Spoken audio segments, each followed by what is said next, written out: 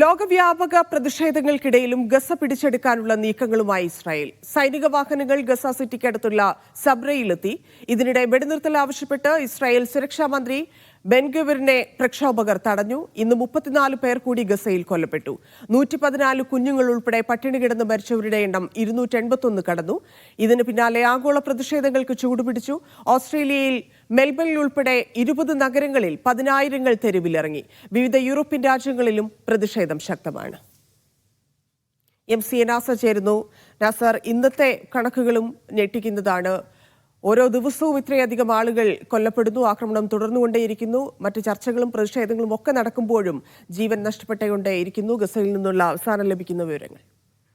Dhanya, Gaza സിറ്റിയെ ലക്ഷ്യമിട്ടുകൊണ്ട് അല്ലെങ്കിൽ Gaza city പിടിച്ചെടുക്കുക എന്ന കൃത്യമായിട്ടുള്ള ഒരു സൈനിക പദ്ധതിയുടെ ഭാഗമായിട്ടുള്ള ആക്രമണങ്ങളാണ് മുന്നോട്ട് പോകുന്നത്. ഗസ സിറ്റിയോട് ചേർന്ന സൈത്തൂൻ പ്രദേശം തകർത്ത കരസേനയുടെ ടാങ്കുകൾ സബ്ര ലക്ഷ്യമിട്ട് നീങ്ങുന്നതായാണ് വാർത്താ ഏജൻസികൾ റിപ്പോർട്ട് ചെയ്യുന്നത്. കാരണം ഈ പ്രദേശത്ത് നിന്ന് വൻതോതിൽ ജനസാന്ദ്രത കൂടിയ ഒരു പ്രദേശം കൂടിയാണ് ഗസ സിറ്റിയിലേക്കുള്ള ഈ പ്രദേശങ്ങളൊക്കെ. അവിടേക്ക് ആക്രമണം വ്യാപിക്കുന്നത് വലിയ തോതിലുള്ള ആൾനാശത്തിന്, സിവിലിയൻ കൂട്ടക്കുരുതിക്ക് വഴിയൊരുക്കുമെന്ന മുന്നറിയിപ്പ് നേരത്തെ തന്നെ UN നൽകിയിരുന്നു. പക്ഷേ കൂടുതൽ സൈനികമായിട്ടുള്ള നീക്കങ്ങൾ തന്നെയാണ് ആ ഭാഗങ്ങളിൽ ഇസ്രായേൽ ലക്ഷ്യമിടുന്നത്. പ്രധാനമായിട്ടും വ്യോമാക്രമണം ഒരു ഭാഗത്ത് നടക്കുന്നു. അതോടൊപ്പം തന്നെ കരയുദ്ധത്തിനുള്ള വലിയ ഒരുക്കങ്ങൾ കൂടിയാണ് ഗസ സിറ്റിയിലേക്ക് വരുന്നത്. ആളുകളോട് പരമാവധി എത്രയും വേഗത്തിൽ ചില പ്രദേശങ്ങളിൽ നിന്ന് ഒഴിഞ്ഞു പോകണമെന്ന മുന്നറിയിപ്പ് നിർദ്ദേശവും സൈന്യം നൽകിക്കൊണ്ടിരിക്കുന്നുണ്ട്. എന്തായാലും 10 ലക്ഷത്തിലധികം പേർ അധിവസിക്കുന്ന ഗസ സിറ്റി പിടിച്ചെടുക്കുന്നതിലൂടെ ഗസയിൽ തങ്ങളുടെ പൂർണ്ണ നിയന്ത്രണം കൊണ്ടുവരാൻ സാധിക്കുമെന്ന കണക്കുകൂട്ടലിലാണ് നെതന്യാഹു ഭരണകൂടം.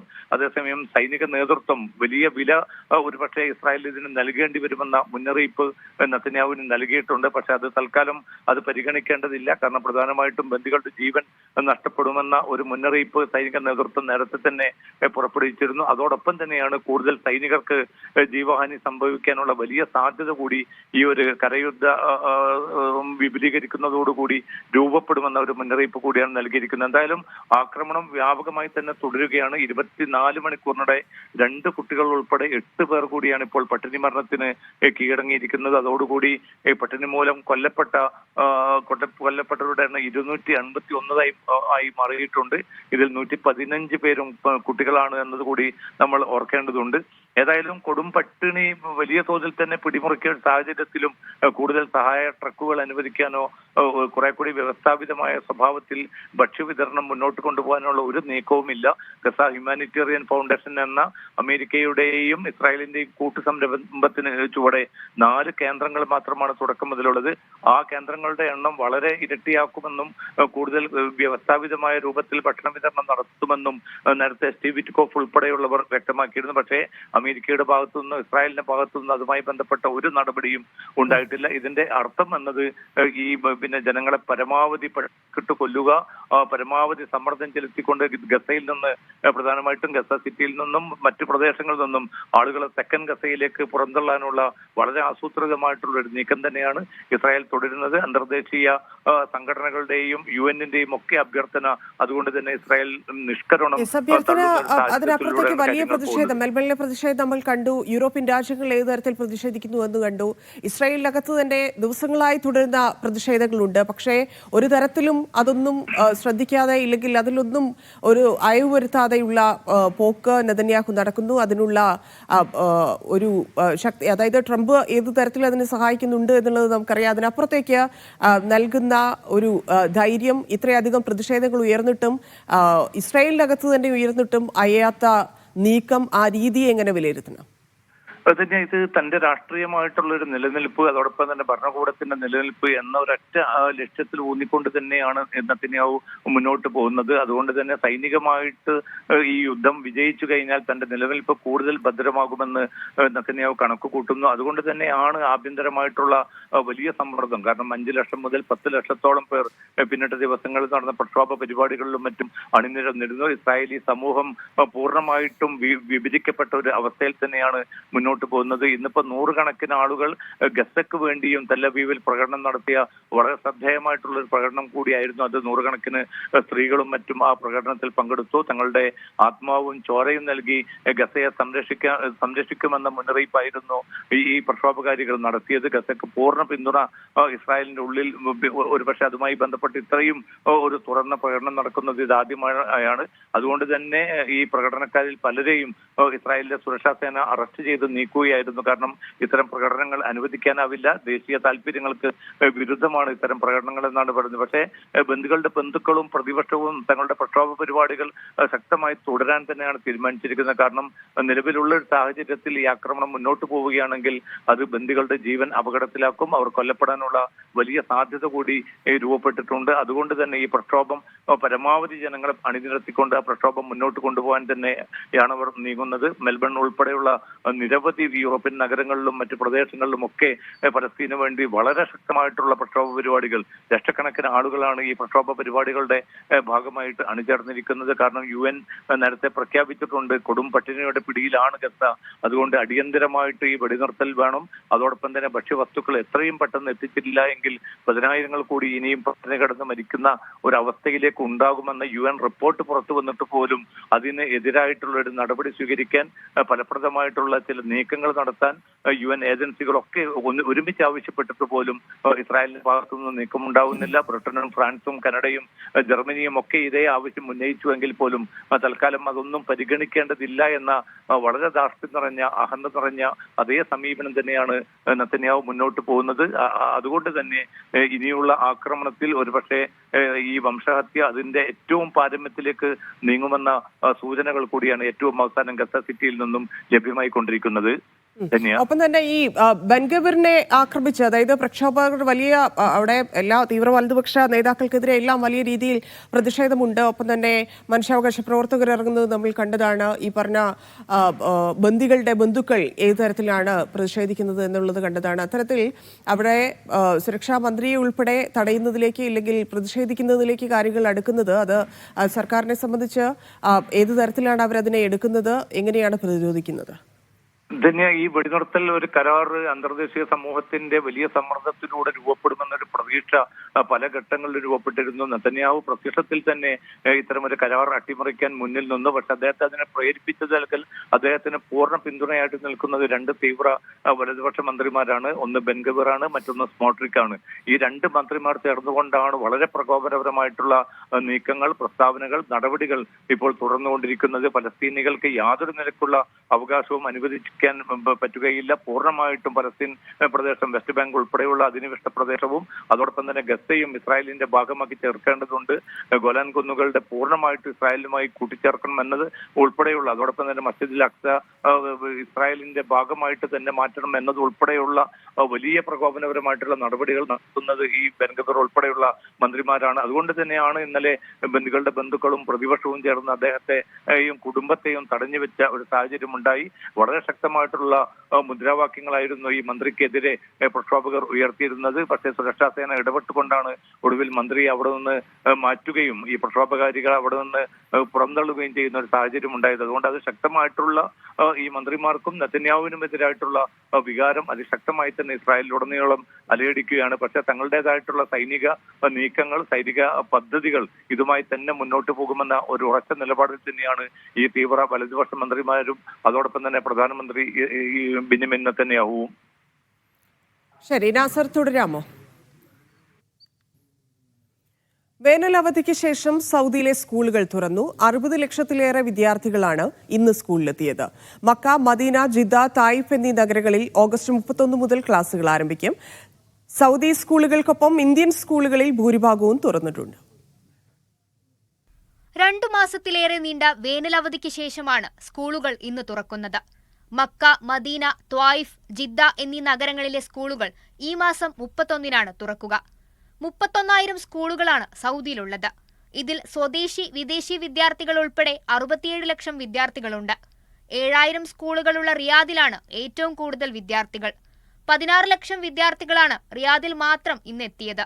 14 ലക്ഷം വിദ്യാർത്ഥികളുള്ള മക്ക പ്രവിശ്യയാണ് രണ്ടാമത്. അവധിക്കാലത്ത് മന്ത്രാലയം ജീവനക്കാർക്ക് വിവിധ പരിശീലന പരിപാടികൾ ഒരുക്കിയിരുന്നു. ഗ്രാമങ്ങളിലെ 12 ലക്ഷം വിദ്യാർത്ഥികളെ സ്കൂളിലെത്തിക്കാൻ സൗജന്യ ഇലക്ട്രിക് ബസ്സുകൾ സർവീസ് നടത്തും. റിയാദ് കിഴക്കൻ പ്രവിശ്യ ഉൾപ്പെടെ വിവിധ ഭാഗങ്ങളിൽ ഇന്ത്യൻ സ്കൂളുകളും ഇന്ന് തുറന്നു. അതിനിടെ മഴ മുന്നറിയിപ്പ് പശ്ചാത്തലത്തിൽ അസീർ ഉൾപ്പെടെ മലയോര മേഖലയിൽ ഇന്ന് ഓൺലൈനിലായിരുന്നു ക്ലാസുകൾ. Media 1 Jeddah. ചൈനയുമായുള്ള സാമ്പത്തിക പങ്കാളിത്തം ശക്തിപ്പെടുത്താൻ ഒരുങ്ങി സൗദി അറേബ്യ. സൗദി നിക്ഷേപ മന്ത്രിയുടെ നേതൃത്വത്തിൽ ഉന്നതതല സമിതി ഈ മാസം അവസാനം ചൈന സന്ദർശിക്കും. ചൈനയെ സൗദിയുടെ ഏറ്റവും വലിയ വ്യാപാര പങ്കാളിയാക്കി മാറ്റുകയാണ് പ്രധാന ലക്ഷ്യം. സൗദി അറേബ്യയിൽ നിന്നുള്ള ഉന്നതതല പ്രതിനിധി സംഘം ഈ ആഴ്ച ചൈനയിലെത്തും. സൗദി നിക്ഷേപ മന്ത്രി ഖാലിദ് അൽ ഫാലിഹിന്റെ നേതൃത്വത്തിലാണ് സംഘം ചൈന സന്ദർശിക്കുന്നത്. പൊതു സ്വകാര്യ മേഖലകളിൽ നിന്നുള്ള ഉന്നതതല പ്രതിനിധികളും സംഘത്തിലുണ്ടാകും. ആഗസ്റ്റ് 29 വരെ നീണ്ടുനിൽക്കുന്ന സന്ദർശനത്തിൽ ഇരു രാജ്യങ്ങൾക്കുമിടയിലെ വ്യാപാര നിക്ഷേപ വിഷയങ്ങൾ ചർച്ച ചെയ്യും. ചൈനയുമായുള്ള തന്ത്രപരമായ സാമ്പത്തിക പങ്കാളിത്തം ശക്തിപ്പെടുത്തുകയാണ് മുഖ്യ ലക്ഷ്യം. സമിതി ചൈനീസ് വാണിജ്യമന്ത്രി വാങ് വെന്റോവോയുടെ അധ്യക്ഷതയിലുള്ള സംയുക്ത വ്യാപാര നിക്ഷേപ സാങ്കേതിക സമിതിയുമായി കൂടിക്കാഴ്ച നടത്തും. ഇരു രാജ്യങ്ങളും തമ്മിലുള്ള വ്യാപാര വിനിമയം പ്രതിവർഷം $100 ബില്യൺ മുകളിലെത്തിക്കുക എന്നതും സന്ദർശനത്തിന്റെ മുഖ്യ ലക്ഷ്യങ്ങളിലൊന്നാണ്. ഇതുവഴി ചൈനയെ രാജ്യത്തിന്റെ ഏറ്റവും വലിയ വ്യാപാര പങ്കാളിയാക്കി മാറ്റുകയാണ് സൗദി. അന്താരാഷ്ട്ര പങ്കാളിത്തങ്ങൾ ശക്തിപ്പെടുത്തുന്നതിനും നിക്ഷേപങ്ങൾ വൈവിധ്യവൽക്കരിക്കുന്നതിനും എണ്ണ ഇതര മേഖലകളിലെ സഹകരണം വികസിപ്പിക്കുന്നതിനും സൗദി വിഷൻ 2030 ലക്ഷ്യങ്ങൾ കൈവരിക്കുന്നതിനുമുള്ള സൗദിയുടെ ശ്രമങ്ങളുടെ ഭാഗമാണ് സന്ദർശനം. Naushad റിക്കൂർ, media 1, Dammam. ദീർഘകാല വിസയ്ക്ക് പിന്നാലെ വിദേശികൾക്ക് ഗോൾഡൻ റെസിഡൻസി പ്രഖ്യാപിച്ചു ഒമാൻ. വിദേശി നിക്ഷേപകരെ ആകർഷിക്കുന്നതിനും നിക്ഷേപ സൗഹൃദ അന്തരീക്ഷം മെച്ചപ്പെടുത്തുന്നതും ലക്ഷ്യമിട്ടാണ് ഒമാന്റെ നീക്കം. സലാലയിലെ സുൽത്താൻ കാബൂസ് യുവജന സാംസ്കാരിക വിനോദ കേന്ദ്രത്തിൽ നടന്ന സുസ്ഥിര ബിസിനസ് പരിസ്ഥിതി ഫോറത്തിന്റെ ഭാഗമായി നടന്ന പരിപാടിയിലായിരുന്നു പ്രഖ്യാപനം. Dhofar governor Sayyid Marwan bin Turki Al സെയ്ദിന്റെ നേതൃത്വത്തിലായിരുന്നു പരിപാടി. ഗോൾഡൻ റെസിഡൻസി, കൊമേഴ്ഷ്യൽ രജിസ്ട്രേഷൻ ട്രാൻസ്ഫറുകൾക്ക് ഡിജിറ്റൽ സേവനം തുടങ്ങിയവയാണ് പ്രഖ്യാപനങ്ങളിൽ പ്രധാനമായത്. ഈ മാസം 31 മുതൽ പുതിയ പദ്ധതികൾ ഔദ്യോഗികമായി പ്രാബല്യത്തിൽ വരും. ദീർഘകാല നിക്ഷേപ താൽപ്പര്യമുള്ളവരെ ലക്ഷ്യമിട്ടാണ് ഗോൾഡൻ റെസിഡൻസി പദ്ധതി അവതരിപ്പിച്ചിരിക്കുന്നത്. കമ്പനികളുടെ കൊമേഴ്ഷ്യൽ രജിസ്ട്രേഷൻ ട്രാൻസ്ഫറുകൾക്ക് ഇലക്ട്രോണിക് സർട്ടിഫിക്കേഷൻ വഴിയുള്ള ഡിജിറ്റൽ സേവനം ലഭ്യമാക്കും. ഇതുവഴി നിക്ഷേപകർക്ക് സമയവും ചെലവും കുറയുന്ന രീതിയിൽ സേവനം ലഭ്യമാകും. ഗോൾഡൻ വിസക്കാർക്ക് ലഭിക്കുന്ന ആനുകൂല്യങ്ങൾ സംബന്ധിച്ച് വരും ദിവസങ്ങളിൽ കൂടുതൽ വ്യക്തത വന്നേക്കും.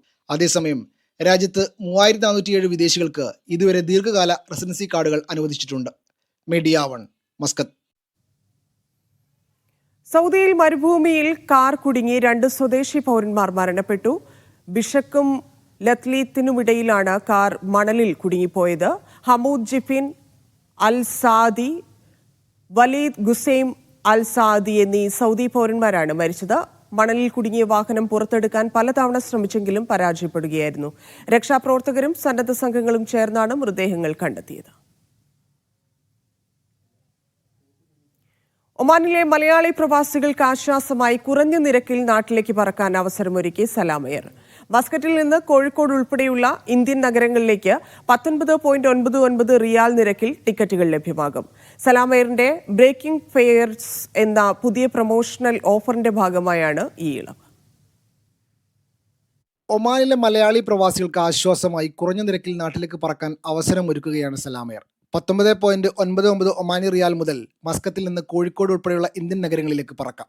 സലാം എയറിന്റെ ബ്രേക്കിംഗ് ഫെയർസ് എന്ന പേരിലുള്ള പുതിയ പ്രൊമോഷൻ ഓഫറിന്റെ ഭാഗമായാണ് ഈ ഇളവ്. കോഴിക്കോടിന് പുറമെ ബാംഗ്ലൂർ, ചെന്നൈ, ഡൽഹി, ഹൈദരാബാദ് തുടങ്ങിയ ഇന്ത്യൻ നഗരങ്ങളിലേക്കും 19.99 റിയാലിന്റെ അടിസ്ഥാന നിരക്കിൽ യാത്ര ചെയ്യാം. GCC നഗരങ്ങളായ ദുബൈ, ദോഹ, ദമ്മാം എന്നിവിടങ്ങളിലേക്കും പാകിസ്ഥാനിലെ പ്രധാന നഗരങ്ങളിലേക്കും ഇതേ നിരക്ക് ബാധകമാണ്.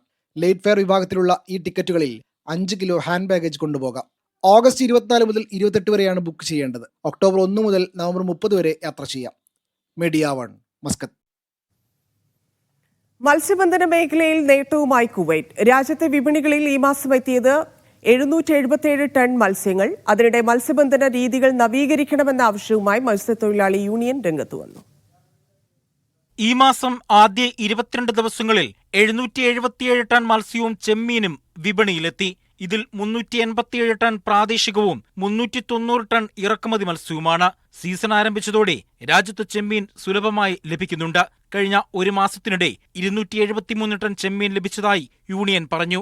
നിലവിൽ ഉംനൈറ ചെമ്മീൻ കൊട്ടയ്ക്ക് 50 മുതൽ 60 ദിനാർ വരെയും സുബൈദിക്ക് 40 മുതൽ 130 ദിനാർ വരെയും ഹമൂറിന് 20 മുതൽ 37 വരെയുമാണ് വിപണിയിലെ വില.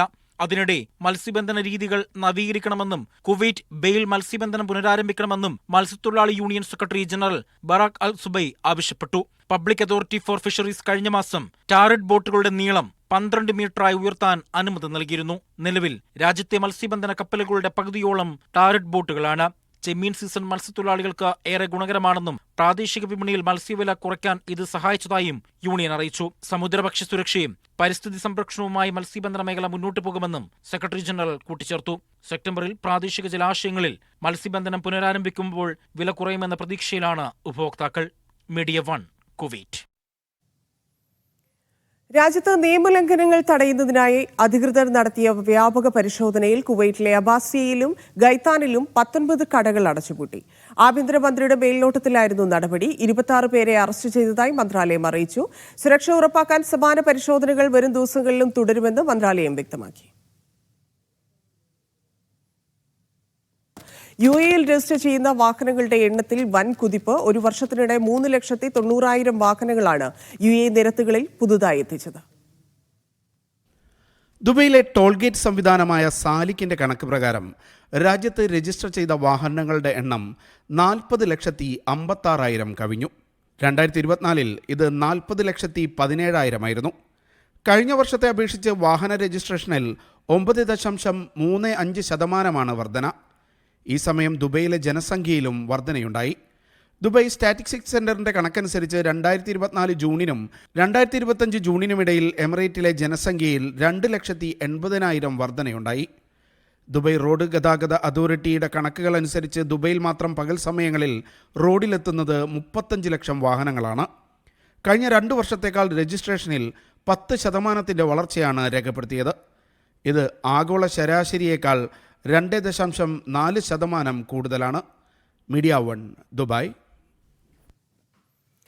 സൗദിയിലെ വേനൽക്കാലം വരും ദിവസങ്ങളിൽ അവസാനിക്കുമെന്ന് സൗദി കാലാവസ്ഥാ കേന്ദ്രം. കൊടും ചൂട് വിടാൻ അടുത്ത മാസം പകുതി വരെ കാത്തിരിക്കേണ്ടി വരുമെന്നും അറിയിപ്പിൽ പറയുന്നു.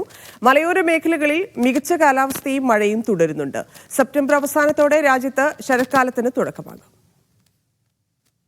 ഇന്ന് പുലർച്ചെയാണ് സുഹൈൽ നക്ഷത്രം ഉദിച്ചത്. ഇതോടെ ചൂട് കുറയുമെന്നാണ് കരുതുന്നതെന്ന് ജിദ്ദ ജ്യോതിശാസ്ത്ര വിഭാഗം നിരീക്ഷകർ പറയുന്നു. എന്നാൽ സൗദിയിൽ വേനൽക്കാലം ഔദ്യോഗികമായി അവസാനിക്കാൻ അടുത്ത മാസം വരെ കാത്തിരിക്കണം. സെപ്റ്റംബറിൽ നേരിയ കുറവ് വരും. അടുത്ത മാസം 23 രാജ്യം ശരത്കാലത്തിലേക്ക് പ്രവേശിക്കും. ഈ വർഷം കനത്ത ചൂടാണ് സൗദിയുടെ വിവിധ ഭാഗങ്ങളിൽ എത്തിയിരുന്നത്. റിയാദ്, കിഴക്കൻ പ്രവിശ്യ തുടങ്ങിയിടങ്ങളിൽ കനത്ത ചൂട് തുടരുന്നുണ്ട്. രാജ്യത്തിന്റെ വ്യത്യസ്ത ഭാഗങ്ങളിൽ താപനില 45 ഡിഗ്രിക്ക് മുകളിലേക്ക് വരെയെത്തി. അതേസമയം സൗദിയുടെ ഹൈറേഞ്ചിൽ ഒരു മാസത്തോളമായി കൂടിയും കുറഞ്ഞും മഴ തുടരുകയാണ്. അസീർ പ്രവിശ്യയിലെ അബഹ ഉൾപ്പെടെ വിവിധ ഭാഗങ്ങളിൽ മഴയുണ്ട്. അൽബഹയിലും ജീസാനിലെയും ഉയർന്ന പ്രദേശങ്ങളിലും സമാനമാണ് സ്ഥിതി. മക്ക പ്രവിശ്യയിലെ അർലിയാത്ത് ഉൾപ്പെടെ ത്വായിഫ്, അൽബഹ റൂട്ടിലും പല സമയത്തായി മഴയെത്തുന്നുണ്ട്. Media 1 Jeddah. സൗദിയിൽ റോഡുകളുടെ വിവരശേഖരണം, അറ്റകുറ്റപ്പണികൾ, നിർമ്മാണം എന്നിവ ഏകോപിപ്പിക്കാൻ ഏകീകൃത സംവിധാനം നടപ്പിലാക്കുന്നു. റോഡ് നെറ്റ്വർക്ക് മാനേജ്മെന്റിന്റെ കാര്യക്ഷമത വർദ്ധിപ്പിക്കലും ദേശീയ പദ്ധതികളുടെ പൂർത്തീകരണവും ലക്ഷ്യമിട്ടാണ് സംവിധാനം ഒരുക്കുക. രാജ്യത്തെ നഗര റോഡുകൾ കൈകാര്യം ചെയ്യുന്നതിനും പരിപാലിക്കുന്നതിനുമായി ഒരു ഏകീകൃത ഡിജിറ്റൽ സംവിധാനം വികസിപ്പിച്ചെടുത്തതായി മുനിസിപ്പൽ ഭവനകാര്യ മന്ത്രാലയം വെളിപ്പെടുത്തി. റോഡ് നെറ്റ്വർക്ക് മാനേജ്മെന്റിന്റെ കാര്യക്ഷമത വർദ്ധിപ്പിക്കുന്നതിനും ദേശീയ പദ്ധതികളുടെ ലക്ഷ്യപൂർത്തീകരണവും ലക്ഷ്യമിട്ടാണ് സംവിധാനം ഒരുക്കുന്നത്. റോഡുകളുടെ വിവരശേഖരണം, കൃത്യതയാർന്ന അറ്റകുറ്റപ്പണികളുടെ പൂർത്തീകരണം, നിർമ്മാണം എന്നിവ ഏകീകരിക്കുന്നതിനും പരിപാലിക്കുന്നതിനും പുതിയ സംവിധാനം സഹായിക്കും. ഏറ്റവും പുതിയ ഡിജിറ്റൽ വിശകലന സാങ്കേതിക വിദ്യകളെയും ജിയോ സ്പെഷ്യൽ മാപ്പിംഗിനെയും ആശ്രയിച്ചാണ് സംവിധാനം പ്രവർത്തിക്കുക. സാങ്കേതിക നിലവാരം കൃത്യമായി നിരീക്ഷിക്കുന്നതും സുതാര്യത ഉറപ്പുവരുത്തുന്നതുമായതിനാൽ അറ്റകുറ്റപ്പണികളുടെ മുൻഗണനകൾ കൃത്യമായി തിരിച്ചറിയുന്നതിനും ഇവ സഹായിക്കും. റോഡ് ആസ്തി മാനേജ്മെന്റ് കാര്യക്ഷമത മെച്ചപ്പെടുത്തുക എന്നതും പദ്ധതിയുടെ ലക്ഷ്യമാണ്. ചെലവ് കാര്യക്ഷമത മെച്ചപ്പെടുത്തുന്നതിനും വിഭവ വിനിയോഗം യുക്തിസഹമാക്കുന്നതിനും ദീർഘകാല ആസൂത്രണത്തിനുള്ള നൂതന ഉപകരണങ്ങൾ ഉപയോഗിച്ചുള്ള തീരുമാനങ്ങൾക്കും ഇത് കാരണമാകും. പദ്ധതി വഴി മുനിസിപ്പാലിറ്റികൾക്കുള്ള ബജറ്റ് വിഹിതം മെച്ചപ്പെടുത്തുന്നതിനും ഗതാഗത സുരക്ഷാ നിലവാരം വർദ്ധിപ്പിക്കുന്നതിനും മുനിസിപ്പൽ സേവനങ്ങളുടെ ഗുണനിലവാരത്തിൽ ഉപഭോക്തൃ സംതൃപ്തി വർദ്ധിപ്പിക്കുന്നതിനും ലക്ഷ്യമിടുന്നതായും മന്ത്രാലയം വിശദീകരിച്ചു. Naushad റിക്കൂർ, media 1 Dammam. Dalit league സംസ്ഥാന പ്രസിഡന്റ് EP ബാബുവിന് സ്വീകരണമൊരുക്കി സൗദിയിലെ Riyadh KMCC central committee. Advocate Aneer Babu അധ്യക്ഷത വഹിച്ച യോഗത്തിൽ മുജീബ് ഉപ്പട ഉദ്ഘാടകനായി. സത്താർ താമരത്ത്, അബ്ദുറഹ്മാൻ ഷുഐബ്, പരങ്ങാങ്ങര, സിറാജ് മേടപ്പിൽ തുടങ്ങിയവർ ചടങ്ങിൽ സംസാരിച്ചു. ദുബായ് വിമാനത്താവളത്തിന്റെ ടെർമിനൽ 1 പാലം വികസിപ്പിക്കുന്നു. നിലവിൽ 3 വരി റോഡുള്ള പാലം 4 വരി പാലമാക്കി വികസിപ്പിക്കാൻ ദുബായ് റോഡ് ട്രാൻസ്പോർട്ട് അതോറിറ്റി കരാർ ഒപ്പിട്ടു. ലോകത്തിലെ ഏറ്റവും തിരക്കേറിയ വിമാനത്താവളമാണ് ദുബായ് ഇന്റർനാഷണൽ എയർപോർട്ട്.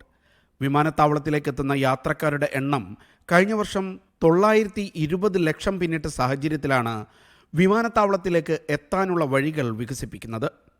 ഇതിൻ്റെ ഭാഗമായി ദുബായ് വിമാനത്താവളം ടെർമിനൽ 1 3 വരി പാലം 4 വരി പാലമായി വികസിപ്പിക്കും. ഒപ്പം പാലത്തിന് പരിസരത്തെ അടിസ്ഥാന സൗകര്യങ്ങളും മെച്ചപ്പെടുത്തും. പദ്ധതി പൂർത്തിയാകുന്നതോടെ പാലത്തിൻ്റെ ശേഷി 33% വർദ്ധിക്കും. നിലവിൽ മണിക്കൂറിൽ 4200 വാഹനങ്ങൾ കടന്നുപോകുന്ന പാലത്തിൻ്റെ ശേഷി മണിക്കൂറിൽ 5600 വർദ്ധിക്കും. എയർപോർട്ട് സ്ട്രീറ്റിൽ അടുത്തിടെ നടപ്പാക്കിയ റോഡ് വികസന പദ്ധതിയുടെ തുടർച്ചയായാണ് പാലത്തിൻ്റെ ശേഷി വർദ്ധിപ്പിക്കുന്നതെന്ന് RTA അധികൃതർ പറഞ്ഞു. Media 1 Dubai. കുവൈത്തിലെ ശുചീകരണ രംഗത്ത് വൻ മാറ്റം. ഡ്രോണുകളും 360 ഡിഗ്രി ക്യാമറകളും ഇനി നിരീക്ഷണത്തിനുണ്ടാകും. പൊതുശുചീകരണം കാര്യക്ഷമമാക്കാൻ സ്മാർട്ട് സാങ്കേതിക വിദ്യകൾ അവതരിപ്പിക്കുന്നതായാണ് കുവൈറ്റ് മുനിസിപ്പാലിറ്റി അറിയിച്ചത്. മരുഭൂമി, കാർഷികം, പാർപ്പിട മേഖലകളിലെല്ലാം ഉൾപ്പെടുത്തി ശുചിത്വം ഉറപ്പാക്കാനാണ് പദ്ധതി. മാലിന്യം ശേഖരിക്കുന്ന സമയം വൈകുന്നേരം 6 മുതൽ രാത്രി 12 വരെയാക്കി നിശ്ചയിച്ചിട്ടുണ്ട്. വീഴ്ചകൾ ഉടൻ കണ്ടെത്തി നടപടിയെടുക്കാൻ സംവിധാനം സഹായിക്കുമെന്ന് അധികൃതർ അറിയിച്ചു. ഖുർആനെ കേവലം പാരായണത്തിൽ അവസാനിപ്പിക്കാതെ അതിന്റെ ആശയങ്ങളിലേക്ക് ഇറങ്ങി പഠിച്ചാൽ അത്ഭുതങ്ങൾ കണ്ടെത്താനാകുമെന്ന് പണ്ഡിതനും അധ്യാപകനുമായ അബ്ദുൽ ജബ്ബാർ മദീനി അഭിപ്രായപ്പെട്ടു. കുവൈറ്റ് കേരള ഇസ്ലാഹി സെന്റർ റിഗായിൽ സംഘടിപ്പിച്ച ഖുർആൻ സെമിനാറിൽ മുഖ്യപ്രഭാഷണം നടത്തുകയായിരുന്നു അദ്ദേഹം. ഓൺലൈൻ ഖുർആൻ പരീക്ഷയിൽ വിജയികൾക്ക് അബ്ദുൽ ജബ്ബാർ മദീനി സമ്മാനങ്ങൾ നൽകി. കുവൈറ്റിലെ സെന്റ് ഗ്രിഗോറിയോസ് ഇന്ത്യൻ ഓർത്തഡോക്സ് മഹാ ഇടവക 2025 ആദ്യ ഫലപ്പെരുന്നാൾ ആഘോഷിക്കുന്നു. പരിപാടിയോടനുബന്ധിച്ച് റാഫേൽ കൂപ്പണിന്റെ പ്രകാശനവും ആദ്യ വിൽപ്പനയും നടന്നു. City National Evangelical Church, Abbasiya Saint Baselios Chapel, Salmiya Saint Mary's Chapel എന്നിവിടങ്ങളിലായിരുന്നു പ്രകാശന ചടങ്ങുകൾ. ഒക്ടോബർ 24 അബ്ബാസിയയിൽ നടക്കുന്ന പെരുന്നാൾ ആഘോഷങ്ങൾക്ക് ഒരുക്കങ്ങൾ പുരോഗമിക്കുകയാണെന്ന് സംഘാടക സമിതി അറിയിച്ചു. ഓണത്തിന് മുന്നോടിയായി 2500 ടൺ പഴം, പച്ചക്കറി ഉൽപ്പന്നങ്ങൾ ഗൾഫിലെത്തിച്ച് ലുലു ഗ്രൂപ്പ്. പ്രവാസികൾക്ക് ഓണസദ്യ ഒരുക്കാൻ ജൈവ പച്ചക്കറികളാണ് UAE വിപണിയിലെത്തിക്കുന്നതെന്ന് ലുലു അധികൃതർ അറിയിച്ചു. ജൈവ കാർഷിക രീതിക്ക് പ്രോത്സാഹനം നൽകുന്നതിൻ്റെ ഭാഗമായാണ് കൂടുതൽ ജൈവ പച്ചക്കറികൾ ഓണത്തിന് മുന്നോടിയായി ഗൾഫ് വിപണിയിൽ എത്തിച്ചതെന്ന് Lulu global operations director Saleem MA പറഞ്ഞു. കേരളത്തിൻ്റെ വൈവിധ്യമാർന്ന തനത് ഉൽപ്പന്നങ്ങളും ഓണത്തിനായി കടൽ കടന്ന് എത്തിയിട്ടുണ്ട്. സദ്യയ്ക്കായി പ്രീ ബുക്കിംഗ് സൗകര്യവും ലുലുവിലുണ്ട്. 25 തരം വിഭവങ്ങളുള്ള ഓണസദ്യയാണ് ഒരുങ്ങുന്നത്. ഓൺലൈനിലൂടെയും ലുലു സ്റ്റോറിൽ നേരിട്ടെത്തിയും സദ്യ ബുക്ക് ചെയ്യാം. പായസമേളയിൽ ഹെൽത്തി ചോയ്സുകളാണ് പ്രധാന ആകർഷണം. 30 തരം പായസങ്ങളിൽ 10ലധികം പായസങ്ങളും ഹെൽത്തി ചോയ്സിലുള്ളതാണ്. മില്ലറ്റ് പായസം, ഓട്സ് പായസം, അവൽ പായസം, റാഗി ചെറുപയർ പായസം, ഇളനീർ പായസം, നവരത്ന പായസം, ചക്കപ്പായസം തുടങ്ങിയവ ഇക്കൂട്ടത്തിലുണ്ട്. Media 1 Dubai. സൗദിയിൽ മുഴുവൻ വിഭാഗങ്ങളിലും 50% വിലക്കുറവിൽ ലുലു ഹോൾസെയിൽ മെഗാ ഓഫർ ഒരുക്കി ലുലു. ഓഗസ്റ്റ് 27 മുതൽ 30 വരെയായിരിക്കും ഓഫർ. മികച്ച ഉൽപ്പന്നങ്ങൾ ചുരുങ്ങിയ വിലയിൽ ലഭ്യമാക്കുകയാണ് ലക്ഷ്യം.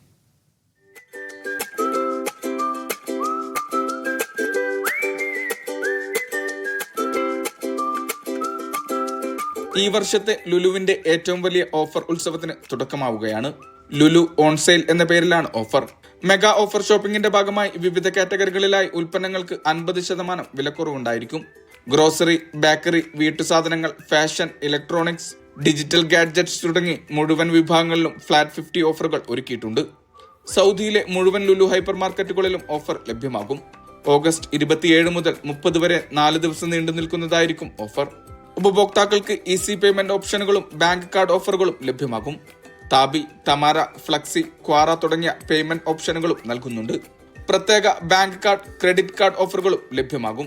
മുൻവർഷം ഉപഭോക്താക്കൾ ഇരുകൈയും നീട്ടി സ്വീകരിച്ച ലുലു ഓൺ സെയിൽ ഇത്തവണ കൂടുതൽ വിപുലമാക്കിയിട്ടുണ്ടെന്നും Lulu group international KSA director Muhammad Haris അറിയിച്ചു. Media 1, Riyadh. നൂറ്റാണ്ടുകൾക്ക് മുൻപേ ഒമാനിൽ നിന്ന് ചൈനയിലേക്കും ഇന്ത്യയിലേക്കും അടക്കം വിവിധയിടങ്ങളിലേക്ക് കുന്തിരിക്കം കയറ്റുമതി ചെയ്തു തുടങ്ങിയിരുന്നുവെന്നാണ് ചരിത്രം. സലാലയിലെ കുന്നുകളിൽ കുന്തിരിക്ക മരങ്ങൾ ധാരാളം കാണാം. ഖരീഫ് സീസൺ സലാലയിൽ കുന്തിരിക്ക കച്ചവടം കൂടുതൽ നടക്കുന്ന സമയം കൂടിയാണ്.